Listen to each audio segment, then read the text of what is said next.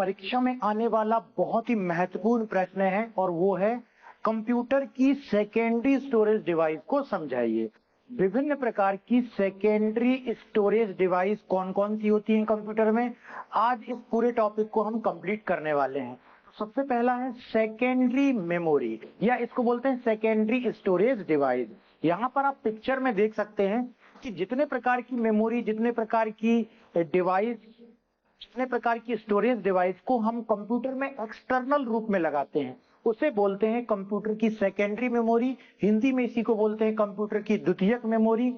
Secondary storage device को computer में अलग से जोड़ा जाता है। इसमें जो डेटा स्टोर किया जाता है वह स्थायी होता है। सेकेंडरी मेमोरी में floppy disk, hard disk, compact disk, optical disk, memory card, pen drive आदि आते हैं। इन सभी को सेकेंडरी स्टोरेज डिवाइस या हिंदी में द्वितीयक मेमोरी कहते हैं। हार्ड डिस्क एक फिजिकल डिस्क होती है। जब भी हम कंप्यूटर लेते हैं तो कंप्यूटर में हार्ड पूछी जाती है कि आपको हार्ड डिस्क कितनी लगवाना है। हार्ड डिस्क आजकल 1 टीबी 500 जीबी तक की लोग लेते हैं। हार्ड डिस्क हमारी सेकेंडरी स्टोरेज डिवाइस कहलाती है। जो भी गाने हैं, ऑडियो हैं, वीडियो हैं, पिक्चर हैं, जो भी हम अपने कंप्यूटर में फाइल्स बनाते हैं वो सेकेंडरी स्टोरेज डिवाइस में ही स्टोर होती है। हार्ड डिस्क एक फिजिकल डिस्क होती है जिसको हम अपने कंप्यूटर की सभी छोटी बड़ी फाइल्स को स्टोर करने के लिए प्रयोग करते हैं। हार्ड डिस्क और रैम में ये फर्क होता है। रैम के बारे में हमने पढ़ा हुआ है, प्राइमरी मेमोरी में रैंडम एक्सेस मेमोरी बोलते हैं। ये फर्क होता है कि हार्ड डिस्क वो चीज है जो स्टोर करने के काम में आती है, लेकिन रैम उस स्टोरेज में रखी चीजों को चलाने के काम में आती है। ठीक है, तो रैम का इस्तेमाल क्या होता है? प्रोग्राम को चलाने के लिए। यदि रैम कम होगी तो आपका सॉफ्टवेयर या कंप्यूटर स्लो वर्क करेगा। और हार्ड या सेकेंडरी स्टोरेज डिवाइस का इस्तेमाल किस लिए किया जाता है? फाइल्स को, डेटा को कंप्यूटर में स्टोर करने के लिए। इसी प्रकार से सेकेंडरी स्टोरेज डिवाइस के अंतर्गत फ्लॉपी डिस्क। अब फ्लॉपी डिस्क का इस्तेमाल कहीं पर भी नहीं होता, लेकिन यदि आपको परीक्षा में सेकेंडरी स्टोरेज डिवाइस के बारे में लिखने के लिए आता है तो आपको इसके बारे में जानकारी होनी चाहिए।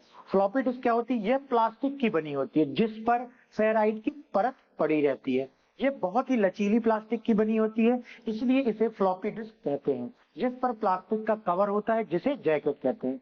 अगली हमारी सेकेंडरी स्टोरेज डिवाइस है मैग्नेटिक टेप।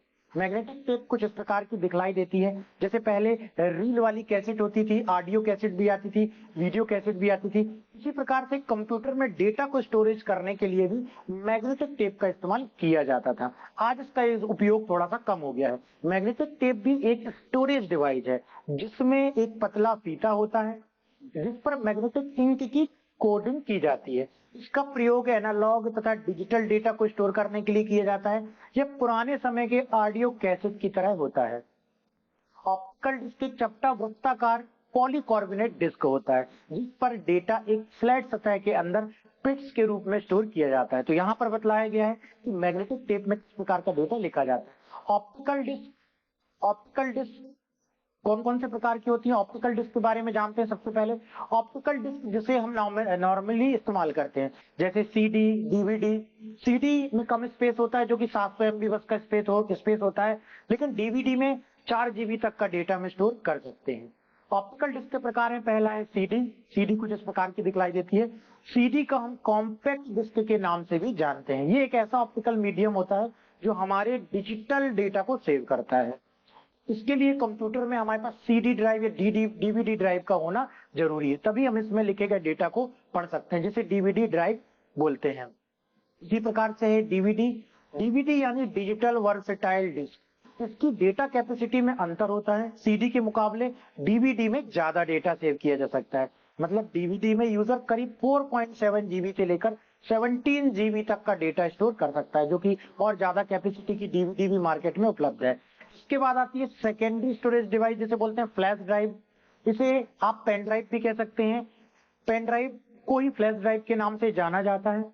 आजकल सबसे ज्यादा फ्लैश ड्राइव का ही यूज डेटा स्टोर करने के लिए किया जाता है। यह एक एक्सटर्नल डिवाइस है जिसको कंप्यूटर में अलग अलग से यूज किया जा सकता है। ज्यादातर आपने देखा होगा पेन ड्राइव का इस्तेमाल किया जाता है। बहुत सारी अलग अलग कंपनी की पेन ड्राइव आती हैं। 16 GB, 8 GB, 32 GB तक की पेन ड्राइव मार्केट में उपलब्ध है। बड़ी आसानी से यूएसबी में लगा करके लैपटॉप, कंप्यूटर में आप डेटा को कॉपी कर सकते हो, किसी दूसरी जगह ट्रांसफर कर सकते हैं।